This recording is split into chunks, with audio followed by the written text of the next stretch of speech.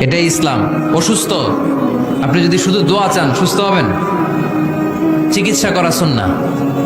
যেই রোগ হয়েছে ওই রোগের চিকিৎসা নেওয়া কি সুন্নাহ। আল্লাহর হাবিব অসুস্থ হলে চিকিৎসা নিতেন। হাতে একবার বিচ্ছু কামড় দিল আল্লাহর হাবিবের আঙ্গুলে, তিনি রেগে গেলেন, ব্যথা পেলেন, আর বিচ্ছুরে বললেন, আরে বিচ্ছু, মানুষও চিনোস না, নবীও চিনোস না, কোথায় কামড় দিতে হবে এটাও জানোস না। কিন্তু কামড় যখন দিয়ে ফেলছে বিশ্বনবী ব্যথা পাচ্ছেন। বিশ্বনবী সূরা ইখলাস পড়ে ফাতিহা পড়ে ফু দিতে লাগলেন। আর আম্মাজান আয়েশাকে বললেন, লবণের পানি গরম দিয়ে ঢালতে থাকো। আম্মাজান আয়েশা লবণের পানি আনলেন। লবণের গরম পানির ভেতরে সোডিয়াম ক্লোরাইড আছে, ন্যাচারাল পেইন কিলার, ব্যথা নাশ করে।